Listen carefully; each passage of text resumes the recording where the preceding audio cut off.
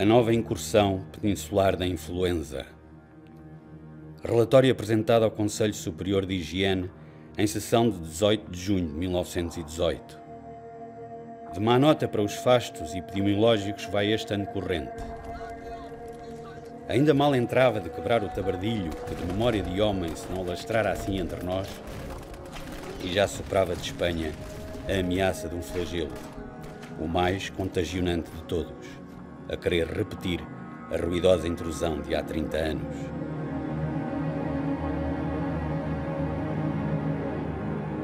Ainda antes que os periódicos notificassem o rebentar da praga em Madrid, chegaram-nos a denúncia de que em Badajoz andava a enfermidade suspeita de cólera. Um distinto médico, sanitário da Raia, ali enviado em missão, desfez o boato, já de si nada verás. A seguir vem à publicidade a deflagração do andaço madrileno que, num lapso de não muitos dias, rastilha a Espanha inteira, cruzando-a de norte a sul e de leste a oeste.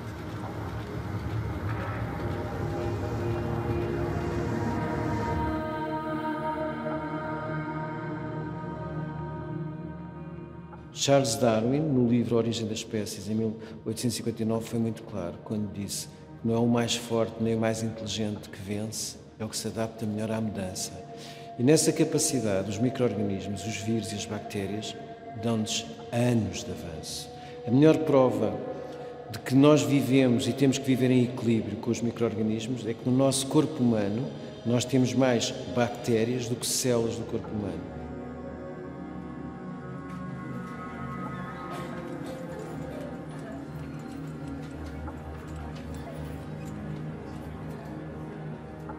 Quando chega a pneumónica, em 1918, conhecia outras epidemias.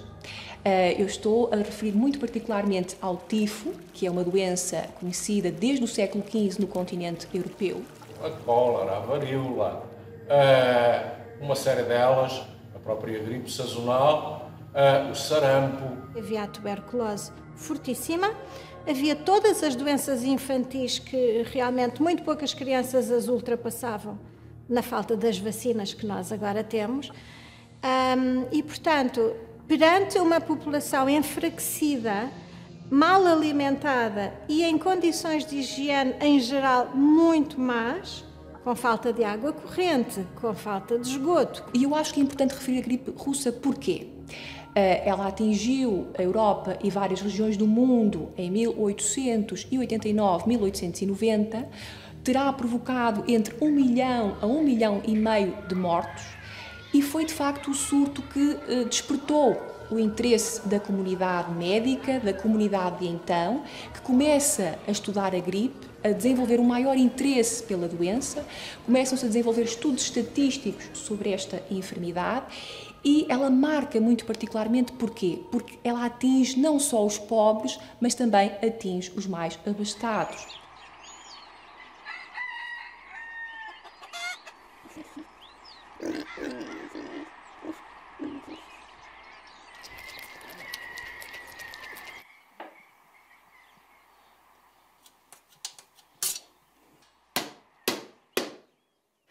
As casas havia tiro ao fontanário. Já por pouco me lembro, tinha um fontanário desses de mergulho. E depois já me lembra de quando o povo juntou-se e havia ali um nascente naquela encosta e fizeram a ligação o povo.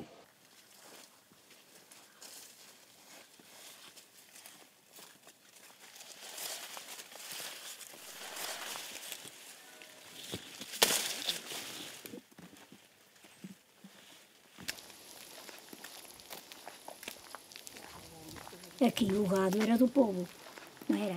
Por exemplo, eu tinha 10, aquele tinha 20, o outro tinha 50. E se eram 10, tinha que dar 5 dias a governar o pastor. A dar-lhe comer à noite e de manhã e levava a merenda para comê-la lá. E pronto. E depois, quando é que as ovelhas nasciam os cordeiros, essas ficavam na loja. Só saíam as outras e os carneiros, como nós dizíamos. Pronto. E depois essas ovelhas, de que os cordeirinhos já eram tantinho coisa, já iam ao monte e eles ficavam em casa. E havia que lhe dar tacho, couves picadas, tantinha erva que se chegava nos lameiros, couve picada.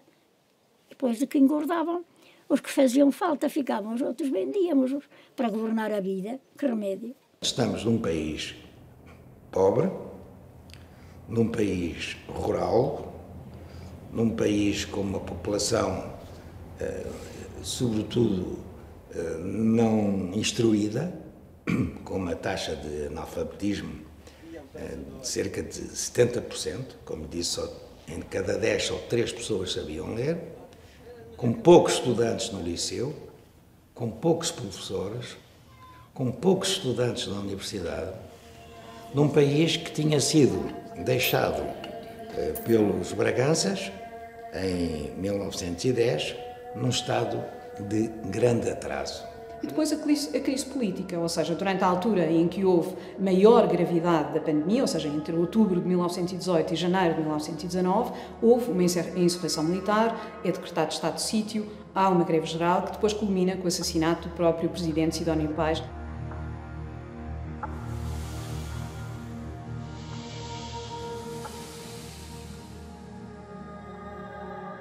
A guerra, desde fins de 1915, trouxe à colação um feixe de pirexias de natureza ignota, mas de certa consistência clínica, desentranhado precisamente das faixas da influenza, febre de 5 dias, febre quintana, febre da volínia, febre de Mosa, agora mais comumente febre das trincheiras, a trench fever, dos ingleses que foram os primeiros a denunciar-lhe a pista, a moléstia Wieswerner dos alemães.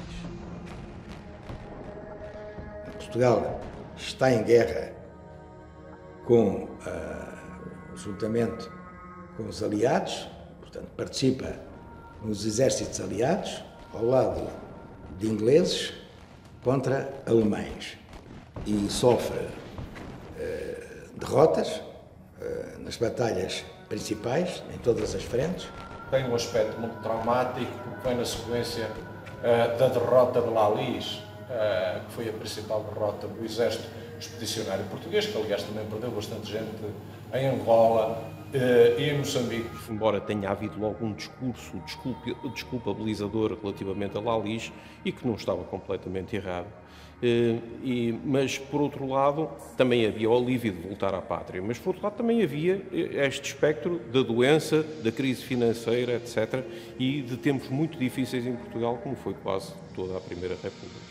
As epidemias trouxeram para o espaço público o conhecimento dos médicos, e os médicos usaram os jornais para transmitir.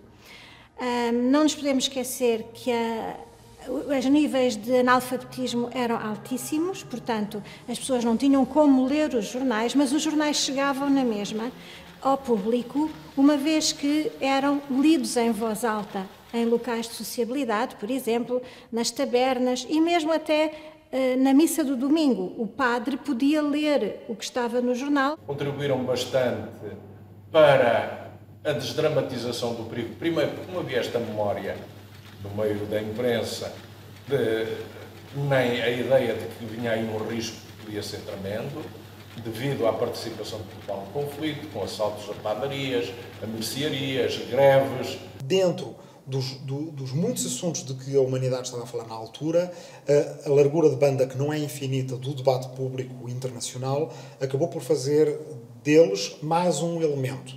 E não é por acaso que, já existindo organizações sanitárias internacionais na altura, na verdade não há um grande salto paradigmático com a gripe pneumónica, como vai haver a seguir à Segunda Guerra Mundial, com a criação da Organização Mundial de Saúde. A fome existia em várias regiões do país, faltavam bens essenciais, como, por exemplo, o açúcar, o azeite, a farinha, faltava leite, que na altura era considerado um bem essencial para tratar a gripe. Faltava o tal açúcar nas farmácias para tentar fazer alguns remédios que pudessem melhorar o estado da população.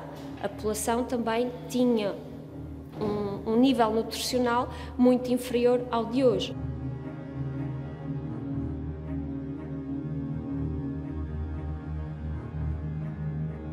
Entre nós, a facies da moléstia, tal como surdiu em Lisboa e Porto, tem sido justamente tomada como gripal.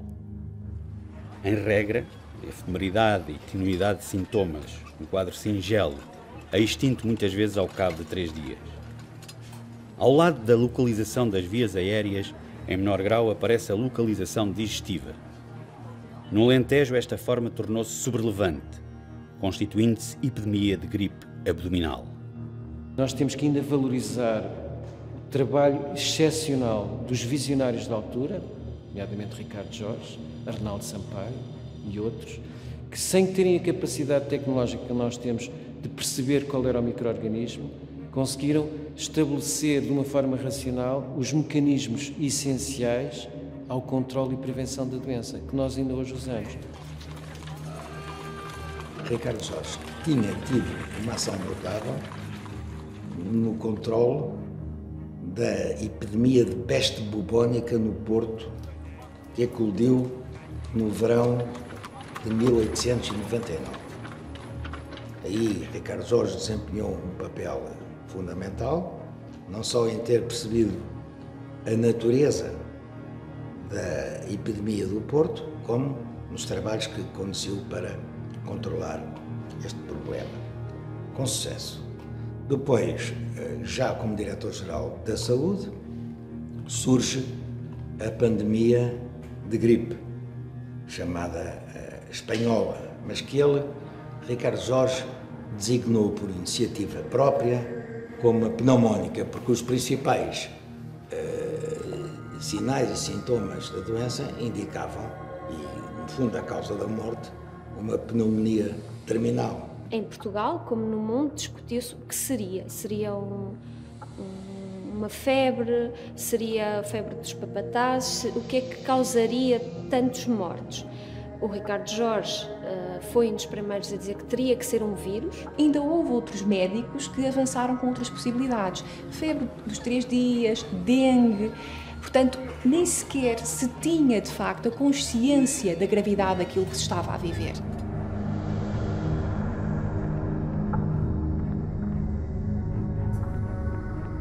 Na sessão de 28 de maio, ao darmos conta desta irrupção, de que pedíramos a 23 e a 27 informação pelo Consulado de Madrid, assinalámos o seu caráter influencial, similar ao da pandemia clássica de 1888-1890 e da recente dos Estados Unidos, 1915-1916, mostrando o perigo que corríamos de rolar sobre nós a vaga epidémica que já se espalhava na raia em Badajoz e Ciudad Rodrigo.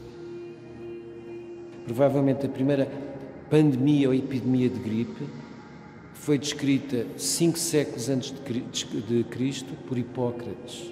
Nós tivemos imensos surtos. Tivemos, por exemplo, em 1530, num surto provavelmente epidémico, pandémico, nós não sabemos depois a dimensão rigorosa, que envolveu muitos países da Europa do Sul e pensou-se que fosse pela influência dos astros. Daí o termo influenza, o nome do vírus da gripe. Pensava-se que era da influência dos astros. Tivemos depois, em relação à gripe, vários outros episódios, 1848-49, no Reino Unido, também com grandes implicações em termos de conhecimento.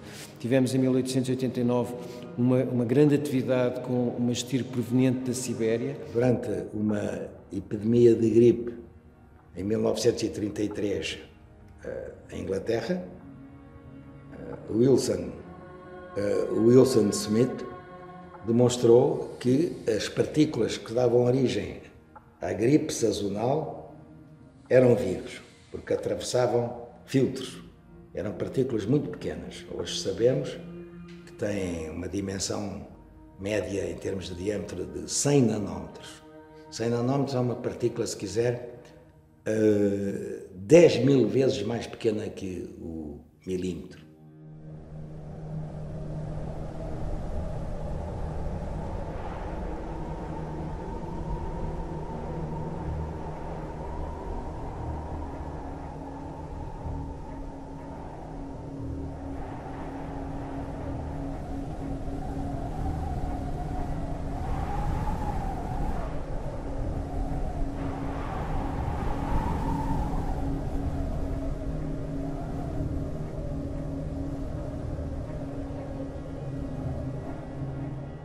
O que acontecia na altura é que nós não sabíamos qual é que era o vetor que transmitia a doença, como é que a doença, não sabíamos qual é que era a espécie de reservatório, sabíamos pouco de microbiologia. E as pessoas viviam em cidades, estavam num desconhecido. Quando os primeiros humanos começaram a ser infectados e começou a manifestar-se a forma pneumónica e transmissão aérea, portanto houve uma pandemia. Teria vindo dos acampamentos americanos, britânicos, franceses, teria vindo da China, trabalhadores chineses que vieram para as trincheiras substituir, ou que vieram para a França substituir os franceses mobilizados para a força de combate. Os estudos que se têm feito fala-se da origem ser numa quinta nos Estados Unidos, não? E que depois se espalhou pelos soldados que vieram para a Europa. Há duas hipóteses. A primeira hipótese é que o vírus teria aparecido em 1915, de acordo com os dados moleculares, e que provavelmente teria funcionado como teria aparecido através de uma recombinação entre o vírus das aves, não sabe exatamente que ave, pensa-se que terá sido um pato bravo, um ganso, seja o que for, que terá recombinado com um vírus de influenza que já estaria a circular nas populações humanas, que terá provocado então o aparecimento deste vírus. Mas a verdade é que de 1915 até 1918 são 3 anos em que o vírus terá circulado e que não terá provocado mortalidades extraordinariamente elevadas. A segunda hipótese é uma hipótese em que terá havido um hospedeiro intermediário. E a janela temporal é que estamos a falar aí entre 1890 até 1913, 1914, em que em 1915 ele teria originado 2 estirpes diferentes, uma que seria a H1N1 humana e outra seria a H1N1 dos porcos, porque na primeira hipótese aquilo que se pensa é que terá passado para os humanos e que os humanos terão passado para os porcos, e portanto o hospedeiro intermediário da infecção dos porcos terá sido humano. Na segunda hipótese é que elas terão coexistido as duas ao longo do tempo. Seja como for, terá sempre que ter havido, em algum momento, a participação do genoma das aves. Isso parece mais ou menos claro. E em relação ao hospedeiro intermediário da segunda hipótese, não há verdadeiramente um candidato. Não se sabe mesmo qual é que terá sido. A primeira teoria, a mais antiga, diz que a pandemia teria chegado à Europa e aos Estados Unidos com os trabalhadores chineses que vinham apoiar os exércitos aliados. Mas há quem diga que o movimento se fez exatamente em sentido oposto, ou seja, com o retorno dos chineses à sua terra natal com o armistício de 11 de novembro de 1918. A segunda teoria nasce em 1997, com a publicação de um livro interessantíssimo que é de Crosby, que era Americans Forgotten Pandemic, e que diz que a origem da pandemia se situava nos Estados Unidos, no Kansas. E depois uma terceira teoria, a mais atual, defendida a partir de 2001 por John Oxford, e que eu gosto particularmente porque nos diz que a pandemia poderia ter tido origem em focos diferentes. Um foco nos Estados Unidos, um em Aldershot, no Reino Unido, e outra ainda numa base militar inglesa no norte de França, em Étables.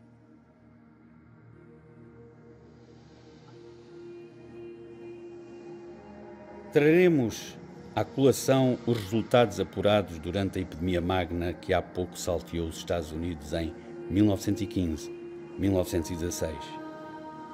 Temo-los por extremamente esclarecedores da demanda médica, libelada em Espanha, sobre o andaço da moda em discussões faladas e escritas, trasladadas aos jornais.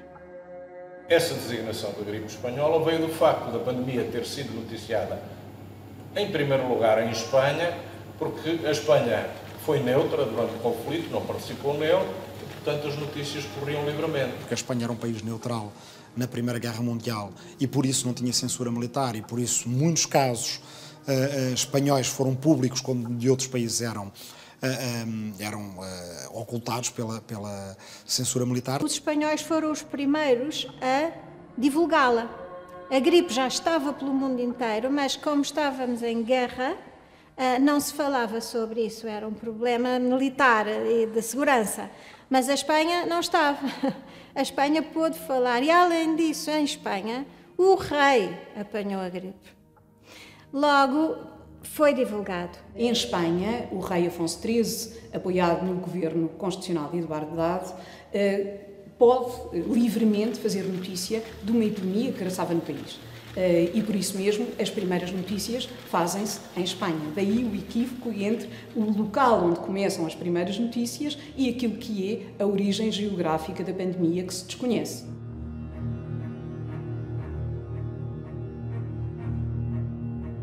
A 31 de maio, recomendámos às delegações de saúde que avisassem a sobrevinda de casos da epidemia hispânica que ameaçava imediatamente os concelhos da fronteira e os grandes centros.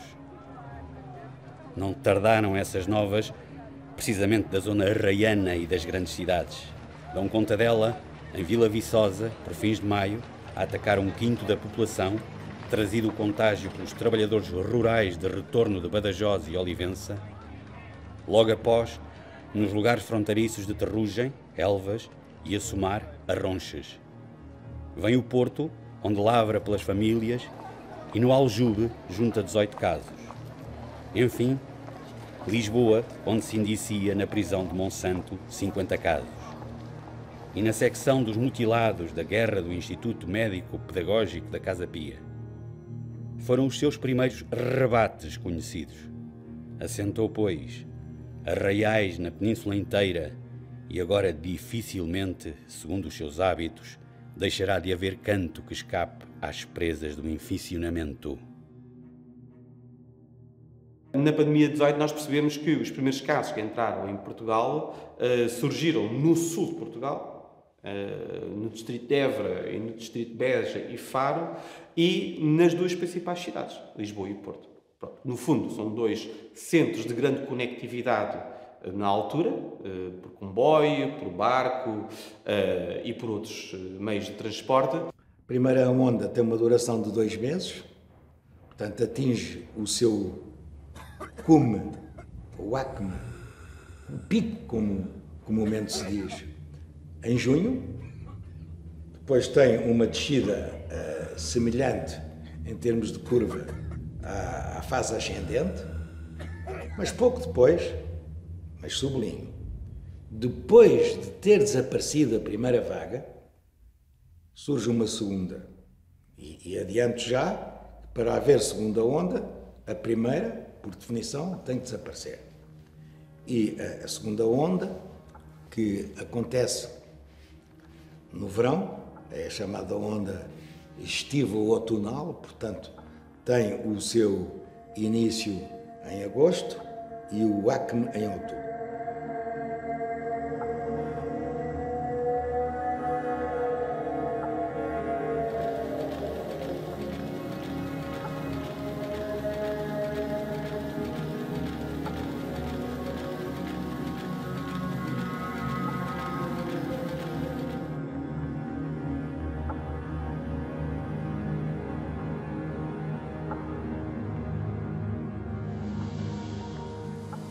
A contagiosidade da influenza é a máxima conhecida. Contágio direto interurbano. E tão forte e tão subtil que confere à infecção a sua característica de altíssima epidemicidade, por nenhuma sequer aproximada. Houve medo durante a segunda pandemia, quando as pessoas, e pânico, isso claramente houve essa percepção, e angústia, quando as pessoas começaram a cair, sobretudo durante os meses de outubro e novembro. Estamos a falar de uma pandemia que hoje pensa-se causou acima de 100 mil vítimas mortais numa população de 6 milhões de habitantes, não é? As pessoas iam caindo e há cenas de pânico, há trabalhos, por exemplo, sobre o Algarve, do Dr. Paulo Girão, que mostra claramente esse pânico, as próprias autoridades em pânico. Seria talvez um castigo divino, seria o que é que lhe estava a acontecer, e convém também recordar que normalmente as pessoas que tinham a gripe espanhola morriam em cerca de 2, 3 dias, portanto a morte era extremamente rápida. E as pessoas quando estavam doentes ou tinham que se deslocar ao hospital com carros de bois, não havia carros, nem havia carros, nem havia estradas. E então eu ainda me lembro de uma pessoa vir aqui o médico a cavalo de um cavalo, a ver a doente.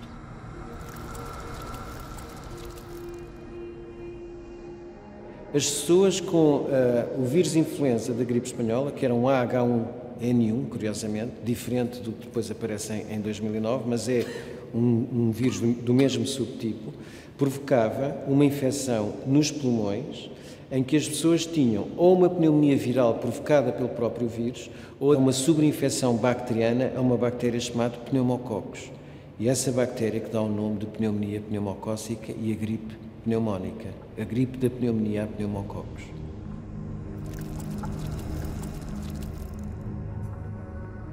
Veja bem, em 2005, já neste milénio, investigadores americanos, sobretudo um cientista americano, conseguiu reconstruir, Terence Tampey, conseguiu reconstruir, em termos da sequenciação genómica, e depois a reconstrução do vírus de 1918. Portanto, o vírus de 1918 foi reconstruído, vejam-me bem, em laboratório, em 2005.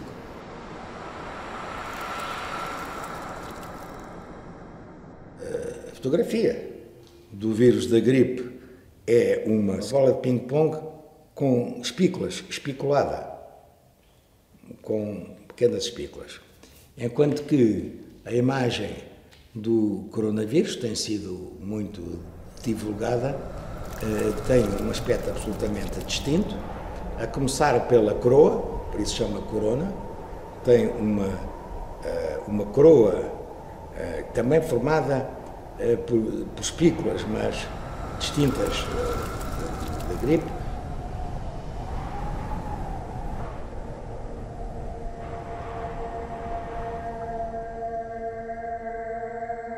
Além do processo epidemiológico, a feição clínica diferencia-os. A dor da canela, tibialgia, o baço opilado, a ausência das características viscerais, nem perturbações broncopulmonares, nem gastrointestinais. Convidar também a terem atenção, olhando para o número 231 hospitais, que estamos a falar de pequenas estruturas, em alguns casos de pequeníssimas estruturas. Estamos a falar de hospitais que muitas vezes tinham menos de 10 camas. Estamos a falar de hospitais que teriam 1, 2 médicos. Estamos a falar de hospitais que não tinham recursos. Portanto, os recursos dependiam da capacidade económica da própria Misericórdia. Além das Misericórdias, Portugal tinha apenas 2 hospitais públicos, os Hospitais Civis de Lisboa e Hospitais Universitários de Coimbra. Puseram um hospital especial no Liceu Camões, por exemplo.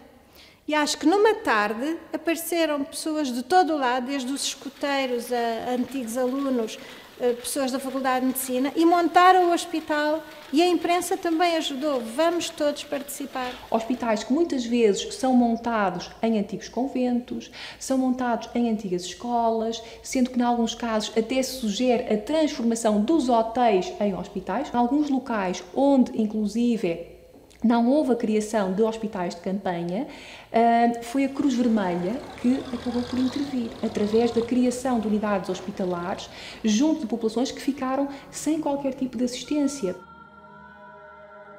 Teve que haver uma autorização especial, foi mesmo redigido um decreto a autorizar que os funerais se fizessem para além da hora que estava estabelecida legalmente.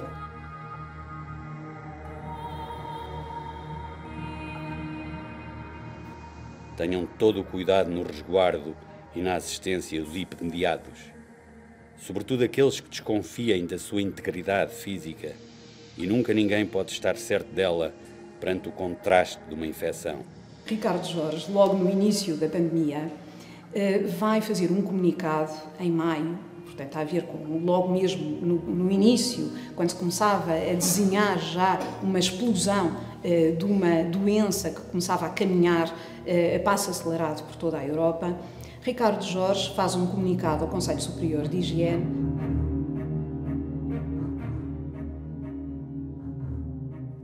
A boa higiene interna e externa é sempre um bem mantê-la. Tomar ar livre e arejar os recintos de estada. Não requintar, todavia, a ventilação até as correntes de ar incómodas e prejudiciais a que a nossa gente é atreita, sobretudo em quadra de calmas.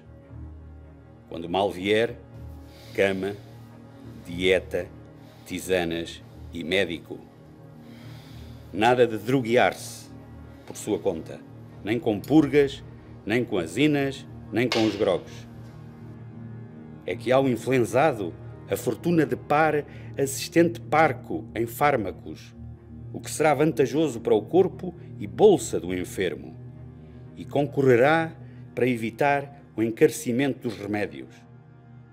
Mas na altura, dentro dessa abordagem sintomática, aconselhava-se, imagine-se, o ácido acetil salicílico, ou seja, a vulgar aspirina, em pó, em comprimido, injetável. Mas, em Portugal, curiosamente, para além do ácido acetil salicílico, era muito utilizado o quinino, pela experiência que tínhamos da sua utilização para baixar a febre, por exemplo, depois em casos de malária. Nos casos graves, eram administradas injeções de cafeína, de adrenalina, e depois havia uma série de mesinhas que se utilizavam como soluções fortificantes de óleo de rícino ou até soluções arsenicais, e depois havia as mesinhas caseiras, com os cataplasmas de farinha de mostarda, com os clisteres de água e sabão, enfim, uma miríade de outras soluções que as populações iam encontrando para tentar encontrar remédio para esta doença que se manifestava de forma tão grave. Sobretudo com as descobertas do século XIX, a higiene também começa a ser utilizada como uma espécie de um instrumento para a cura. Falava-se também de evitar os aglomerados, as feiras, os mercados, os locais onde pudessem concentrar muitas pessoas.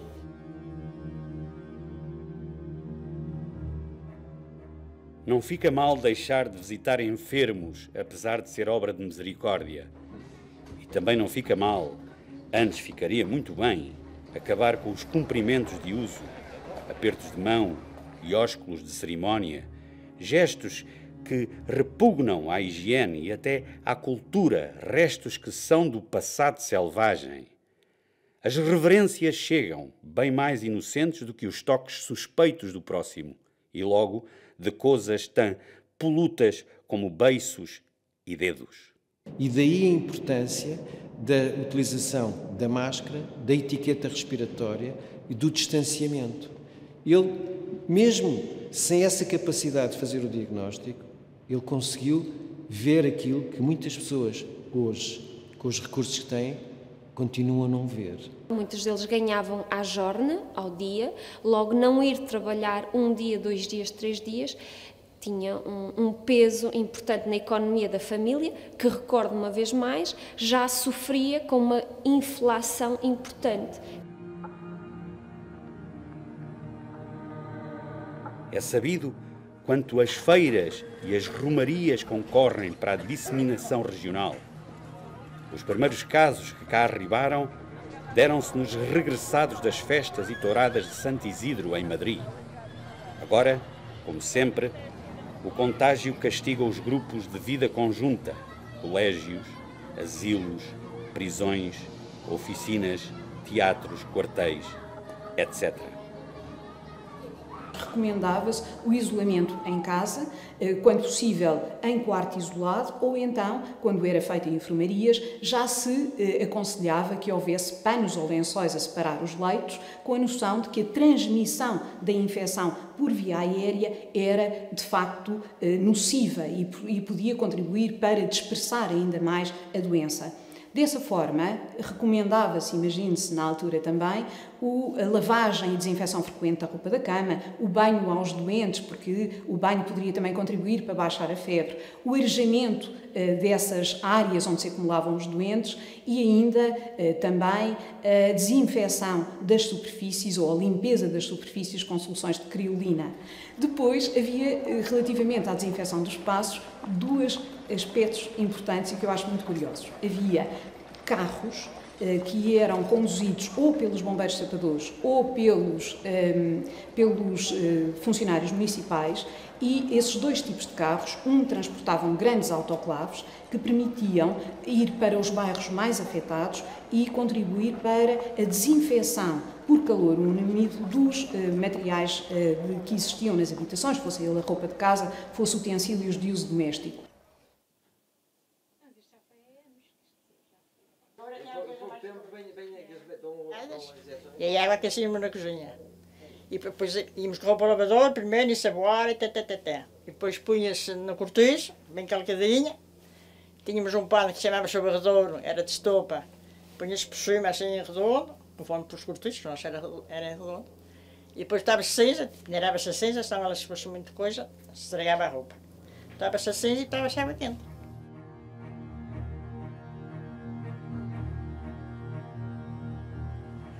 Trata-se de uma invasão de influenza como a de 1889-1890, caracterizada por febre elevada e inflamação das mucosas, evolucionando em 2 ou 3 dias e atacando menos as pessoas de idade do que as novas.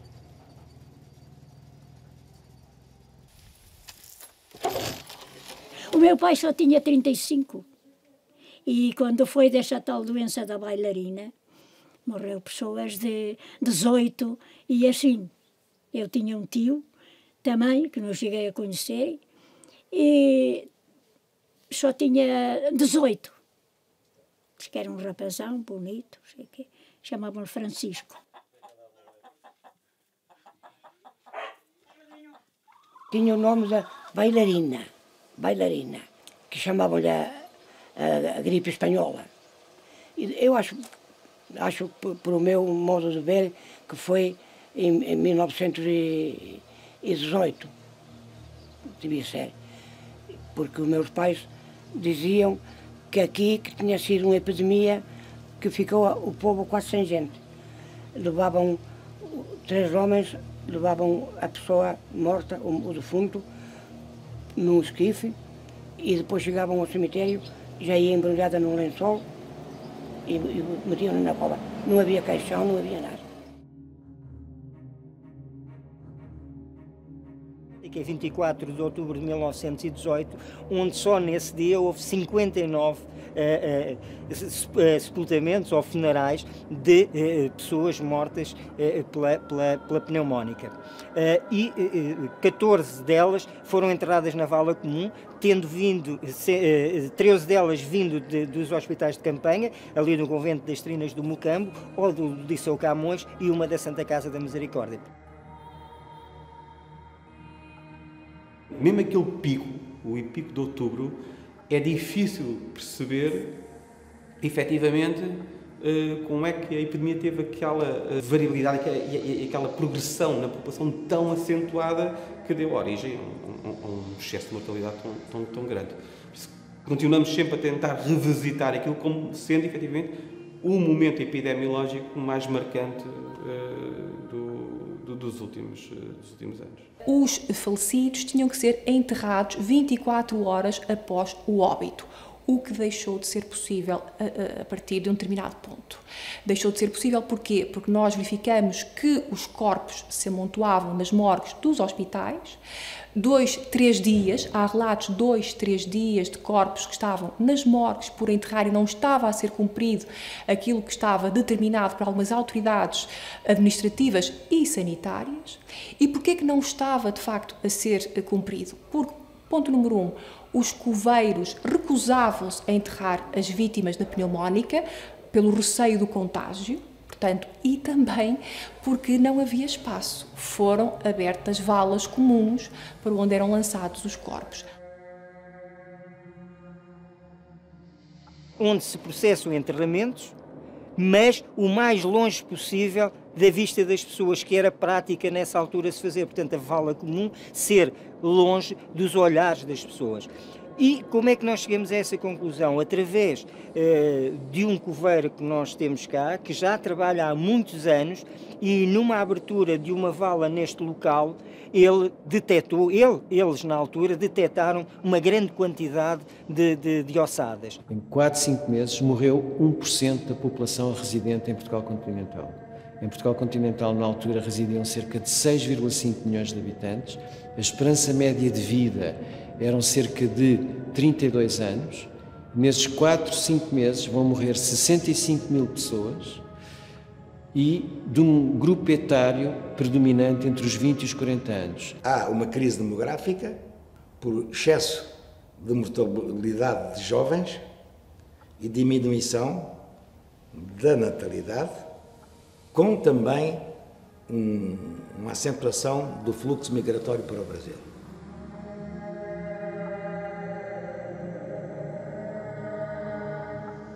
Nem o sequestro dos doentes, nem a claustração dos sãos são medidas protetivas de confiança. Por muitos doentes que se aferrolhassem nos hospitais, muito mais seriam os que livremente haviam de ficar no domicílio e até a circular nas ruas, sem falar nos próprios que estejam de saúde, mas tragam consigo os germes virulentos.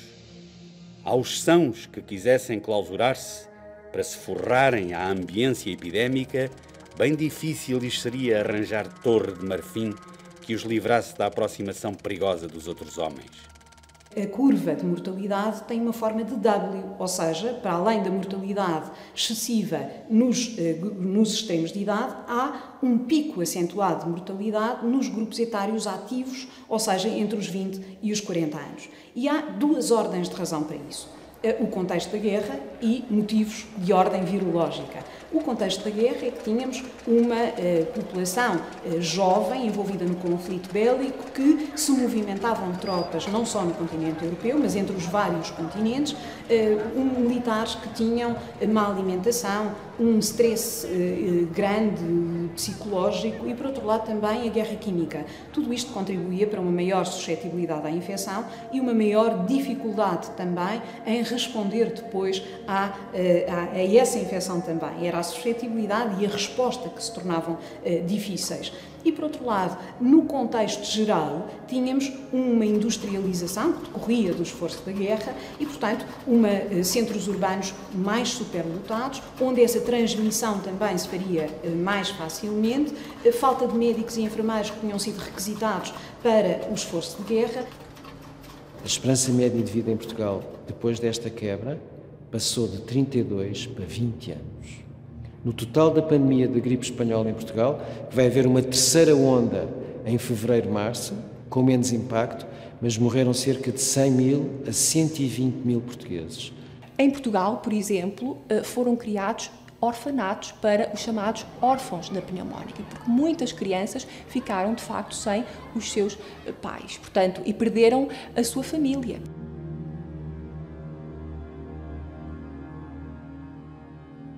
Está, pois, plenamente confirmada a pandemia europeia.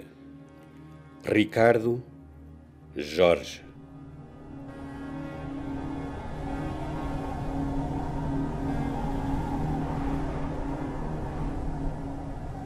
Neste momento sabemos que pelo menos em inícios de 2019 o vírus já estaria a circular.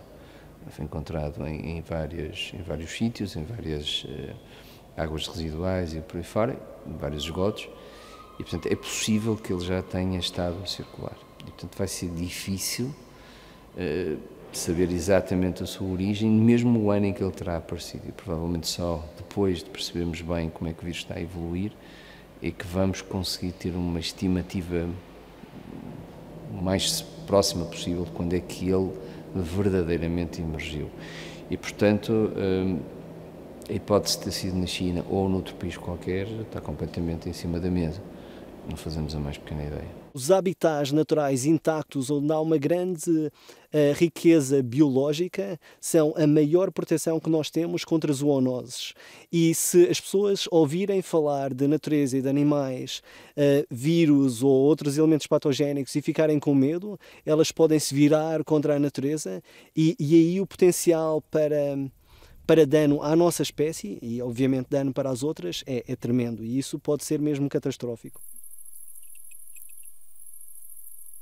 Este vírus, em particular o SARS-CoV-2, é de origem natural, isso está mais do que publicado e tem todos os indícios de seleção natural e de evolução natural. No entanto, recombinou-se com uma outra espécie, saiu do morcego e recombinou-se com uma outra espécie. A teoria vigente que saiu pangolim não se consegue provar porque houve a destruição de todos os animais e do mercado de Wuhan. Encontramos em pangolim, encontramos agora na Marta, mataram várias milhares de martas, quer em Espanha, quer na Holanda, a dizerem que é um bom reservatório. Sabemos que os felinos são um bom reservatório. A análise do receptor a chamada AC2 ou AC2, que é o receptor dos hospedeiros que interage com o coronavírus, mostrou que praticamente todos os mamíferos são candidatos a ser portadores do vírus, excetuando, curiosamente, os roedores, os ratinhos. O ratinho não parece ter, de facto, qualquer tipo de afinidade com o vírus. Será o pior modelo animal para estudar o vírus, na verdade, mas todos os outros são potenciais candidatos. A pandemia do Covid-19 surge num contexto político de ascensão do nacional-populismo, que tem na pandemia do Covid-19 provavelmente a sua grande oportunidade de se provar, fechando fronteiras, confinando as pessoas, fazendo imperar ou fazendo dominar no discurso público a desconfiança do outro, o vírus que vem do outro país, que vem do outro continente, e essa é a primeira reação, se assim quisermos. O problema é que essa reação demonstra quase imediatamente a sua falência. Na verdade, percebe-se que não é nas linhas das fronteiras nacionais que nós nos protegemos de pandemia nenhuma e que se é necessário confinarmos, se é necessário um distanciamento físico entre os humanos por medo de um contágio, esse acaba por se fazer praticamente cidade a cidade, bairro a bairro, rua a rua, com absolutamente nenhuma espécie de critério nacional, étnico, religioso ou outro, porque o vírus não conhece esses critérios. A conversa que foi fantástica que eu tive com o Bernard Henri Lévy, ele escreveu: o que mais o surpreendeu não foi a pandemia do vírus, que tem acontecido pandemias ao longo da história da cultura humana, foi a pandemia do medo e da forma global como aconteceu.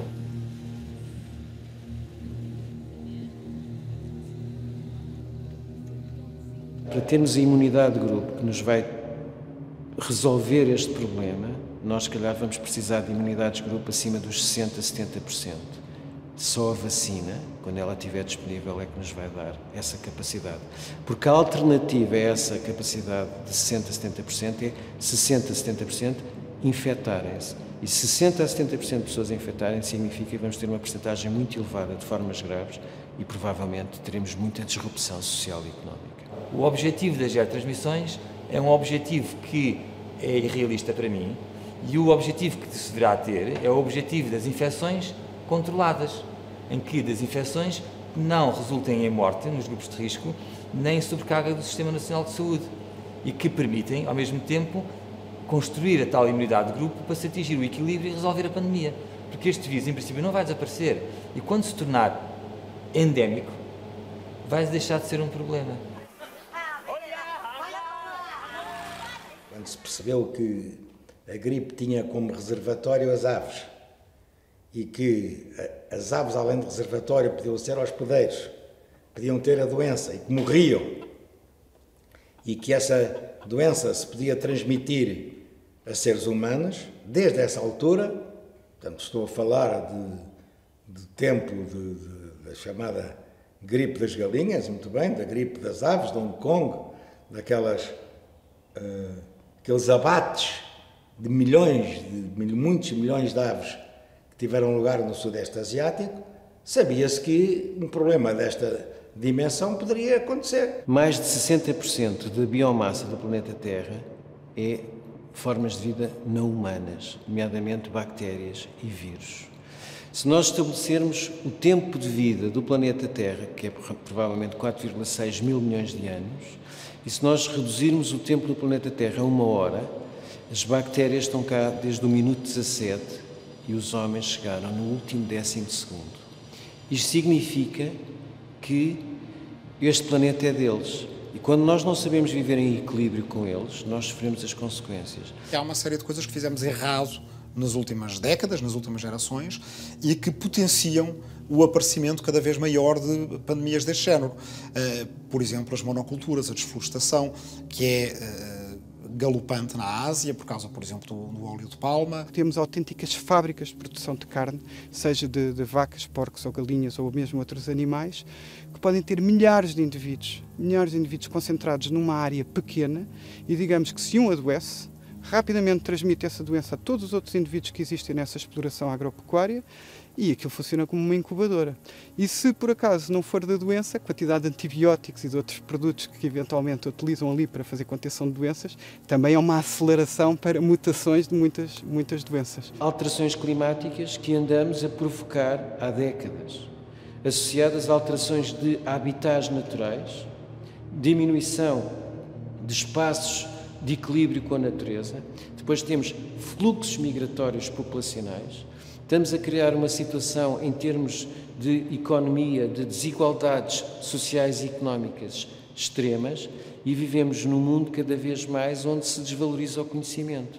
A visão que nós temos que ter cada vez que encaramos qualquer tipo de doença infecciosa, seja de origem viral, seja de origem bacteriana, seja na problemática das resistências a antibióticos, temos sempre que encarar numa perspectiva de uma só saúde, ou seja, ver como é que a saúde dos humanos se encontra, como é que essa saúde humana se relaciona com a saúde animal e como é que a saúde animal se relaciona com a saúde dos ecossistemas.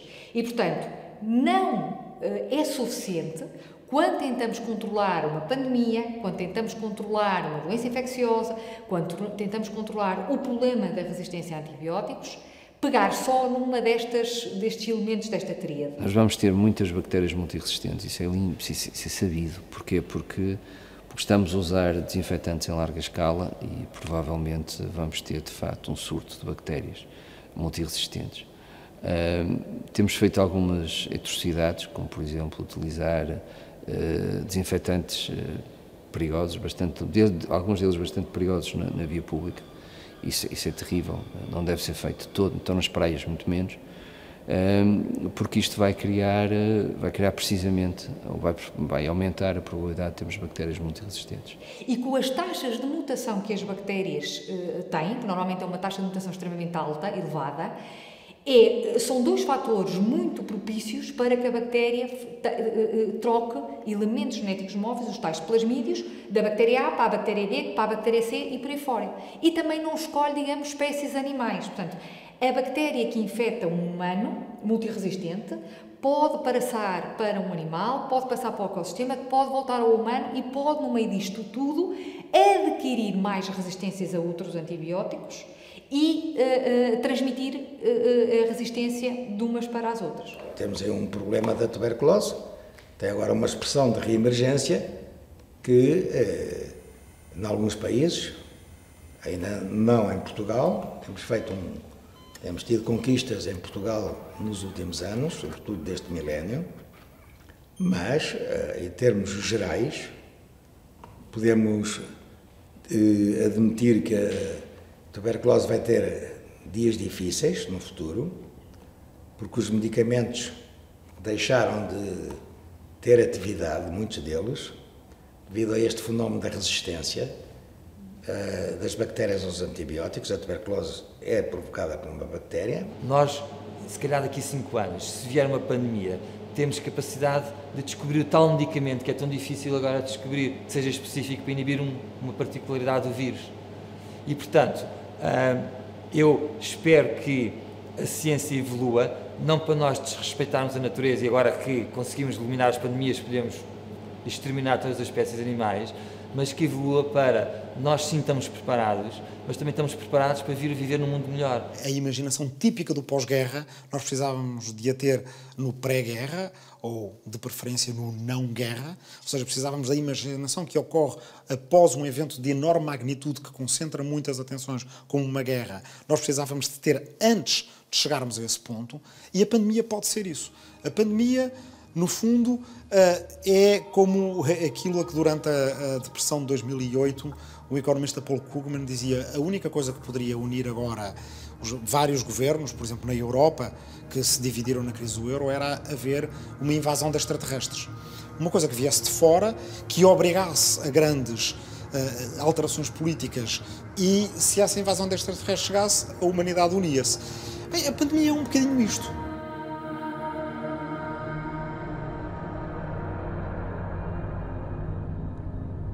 Na imensa chusma dos atacados indemnes passam despercebidos os vitimados. Vai achá-los a estatística obituária geral, que chega a agravar-se muito sensivelmente na vingência gripal. o isolamento, a arma comum de debelação das moléstias contagiosas, falece perante o ímpeto de um vírus que quase instantaneamente se derrama por uma cidade inteira e salta por cima de todas as barreiras. Mal sabidos, de mais a mais, os agentes e os processos deste contágio, compreende-se quanto estamos inermes contra a sua propagação.